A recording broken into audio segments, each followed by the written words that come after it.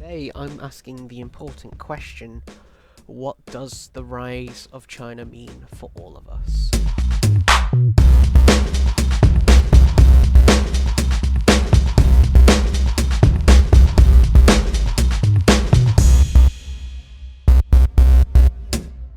By far, China is one of the emerging powers in the 21st century. Its origins as a communist backwater to now the second largest economy on the global stage is one that shows its potential of it being a rising power. It also has the largest military in terms of manpower, and an important change in China's military philosophy, one that's focused on its ground forces to one that is now focused on its air force and navy specifically. One article that shows this importance is called China, the Emerging Superpower by Major H.A. Hines, which can be found on the Federation of American Scientists website. It states, the Gulf War also had a significant impact on the Chinese leadership, and the conflict was carefully studied. As a result, a new defense strategy emerged based on fighting modern warfare using advanced technology. The Chinese have learned many lessons from the Gulf War. First, they have realized that electronic warfare and advanced weapons are decisive. They have also learned the importance of strong air and naval power, and that rapid response and fast deployment are a true measure of overall capability.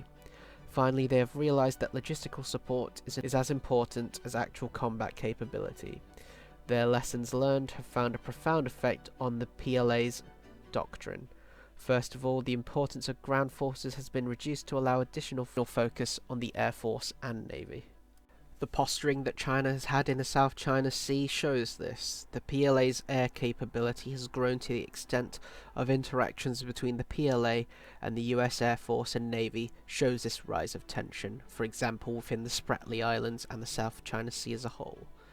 I would also make the argument that a communist state, like Vietnam, which is fearful of Chinese incursions, has collaborated with the United States in the form of the Rimmer-Pacific Exercise, or RIMPAC, for example, specifically within 2018.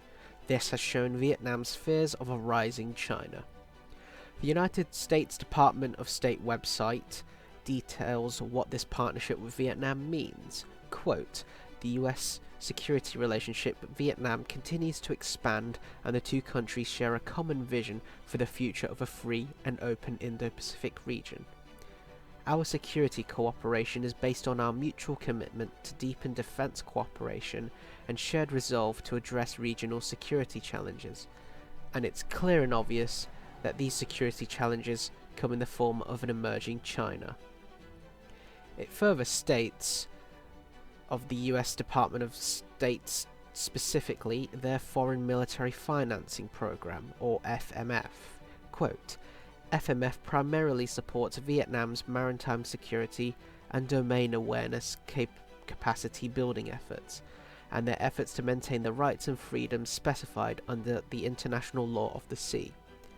So it shows one thing, regardless of Vietnam being a communist state, both the United States and Vietnam still see China as a common threat, and I would argue that the ideology of a state will always be outdone by common geopolitical threats that both states can see.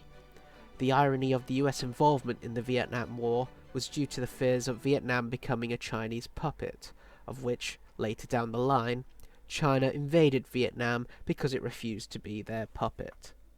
To further exacerbate the rise of China, a superpower will always project its power away from home.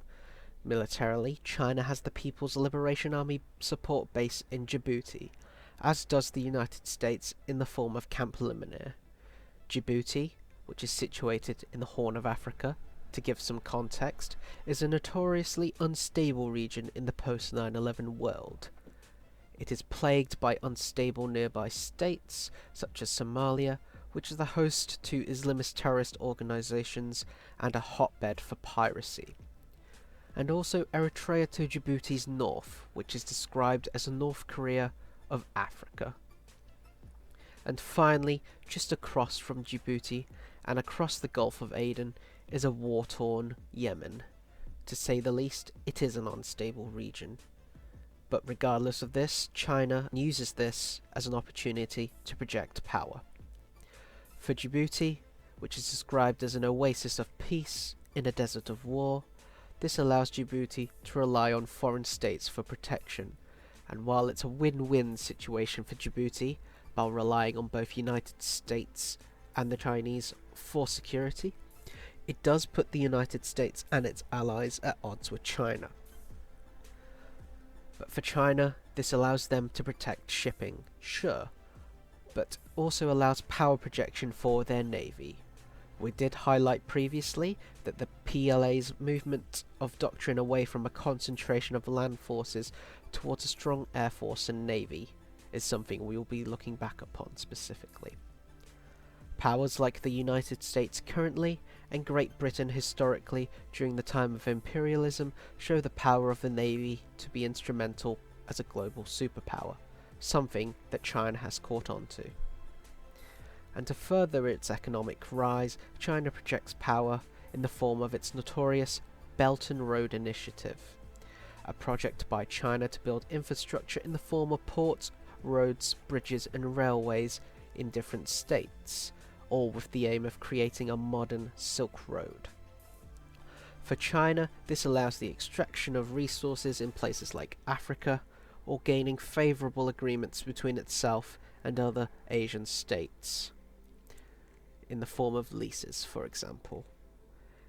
And finally, for China, the existence of Taiwan, or as it officially calls it, Chinese Taipei, which it describes as a rogue province, is a spit in the face for the Chinese Communist Party, the final remnants of the Chinese Civil War, where the Kuomintang retreated to after their defeat in the Chinese Civil War.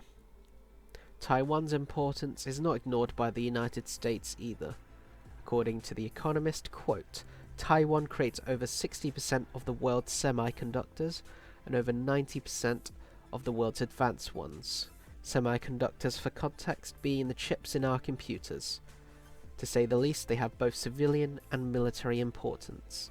Again, we will highlight of the PLA's realization of, quote, electronic warfare and advanced weapons as decisive, as stated by Major H.A. Hines. And regardless, in order to conduct electronic warfare, one would need semiconductors. Which leads to the potential flashpoint around Taiwan between the United States and China. And to follow up from our previous video on the Ukraine war, China will be monitoring this conflict closely, like it did watching the Gulf War.